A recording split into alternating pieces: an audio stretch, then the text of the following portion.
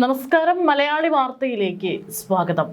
വടക്കൻ സ്വീഡൻ സ്വദേശിയായ ഡൊമിനിക് പെലിക്കോട്ട് എന്ന ആളുടെ പേരിൽ ഇപ്പോൾ ഉയർന്നു വന്നിട്ടുള്ള ആരോപണം വളരെ ഗുരുതരമായിട്ടുള്ള ലൈംഗിക വിൽപ്പനയാണ്. അതായത് ഇയാൾ വർഷങ്ങളായിട്ട് ഇത്തരത്തിൽ ലൈംഗിക വിൽപ്പന നടത്തിയിരുന്നത് സ്വന്തം ഭാര്യയെ തന്നെയാണ്. 120 പുരുഷന്മാർ കേസിൽ ഉൾപ്പെട്ടിട്ടുണ്ടെന്നാണ് ഇപ്പോൾ വിവരം.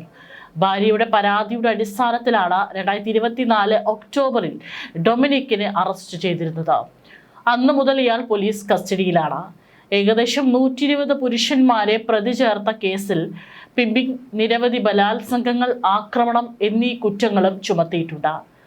ലൈംഗിക പ്രവർത്തനങ്ങൾ നടത്താനായി തനിക്കുമേൽ ഡൊമിനിക് സമ്മർദ്ദം ചെലുത്തുകയും അതിലൂടെ അയാൾ ധാരാളം പണം സമ്പാദിക്കുകയും ചെയ്തെന്നാണ് പരാതിക്കാരിയായിട്ടുള്ള ഭാര്യ പറയുന്നത്. മയക്കുമരുന്ന് നൽകി തന്നെ ദുർബലയാക്കിയെന്നും പരാതിക്കാരി പറയുന്നുണ്ട്. ആക്രമണവും ഭീഷണിയും തുടങ്ങിയ മാർഗങ്ങളും പ്രതി സ്വീകരിച്ചിരുന്നതാണ് പരാതിക്കാരിയുടെ മൊഴി.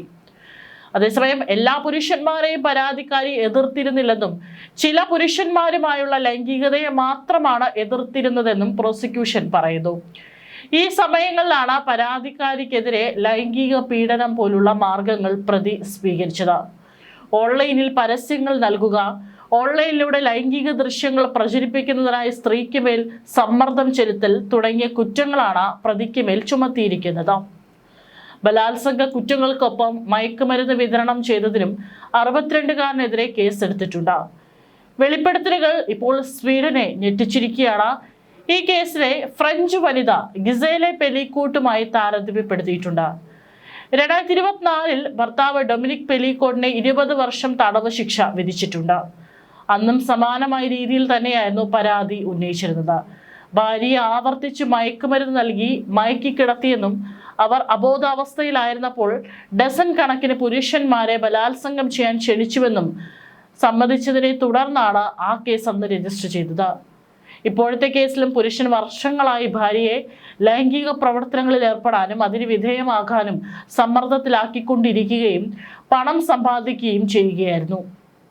അതിനുവേണ്ടി ഓൺലൈൻ പരസ്യങ്ങൾ സൃഷ്ടിക്കുക, മീറ്റിങ്ങുകൾ സംഘടിപ്പിക്കുക, കാവൽ നിൽക്കുക, കൂടുതൽ ക്ലയന്റുകളെ ആകർഷിക്കുന്നതിനായി സ്ത്രീയെ ഓൺലൈനിൽ ലൈംഗിക ബന്ധത്തിൽ ഏർപ്പെടാൻ സമ്മർദ്ദം ചെലുത്തുക തുടങ്ങിയ കുറ്റങ്ങളാണ് ഇയാൾക്കെതിരെ ചുമത്തിയിരിക്കുന്നത്. ഭാര്യയെ ഭീഷണിപ്പെടുത്തിയതും കുറ്റപത്രത്തിൽ ഉൾപ്പെടുത്തിയിട്ടുണ്ട്. അവയിൽ ചിലതിൽ ഇനി ഈ രാക്ഷസനെ അഴിച്ചുവിടുന്നതിനെ കുറിച്ചുള്ള മുന്നറിയിപ്പുകളും ഉൾപ്പെടുന്നു. 2022 ഓഗസ്റ്റ് 11-നും 2025 ഒക്ടോബർ 21-നും ഇടയിലാണ് സംഭവങ്ങൾ നടന്നതെന്നും ആരോപിക്കപ്പെടുന്നു. ഏപ്രിൽ 13-നാണ് ഈ കേസിൽ വിചാരണ ആരംഭിക്കുന്നത്. ഈ കേസ് സ്വീഡനിൽ വ്യാപകമായ ശ്രദ്ധ നേടിയിരുന്നു. സ്വീഡനിലെ ലിംഗസമത്വ മന്ത്രി നീന ലാൽസൺ ഫെബ്രുവരിയിൽ പറഞ്ഞത് പുരുഷന്മാർ സ്ത്രീകളുടെ ശരീരം വാങ്ങുന്നതും വിൽക്കുന്നതും നിർത്തണമെന്നാണ്. സ്വീഡിഷ് പെലിക്കോട്ട് കേസ് എന്നറിയപ്പെടുന്നതിനെ കുറിച്ചുള്ള മാധ്യമ റിപ്പോർട്ടുകൾ ഞെട്ടിക്കുന്നതും അതിനുപരി വെറുപ്പുളവാക്കുന്നതുമാണ് എന്നാണ് എക്സ് പോസ്റ്റിൽ പറഞ്ഞിരിക്കുന്നത്. ഏതായാലും ഈ വാർത്ത സ്വീഡനെ ഞെട്ടിച്ചിരിക്കുകയാണ്. 120 പുരുഷന്മാരെയാണ് ഇതുവരെ കേസിൽ പ്രതി ചേർത്തിരിക്കുന്നത്.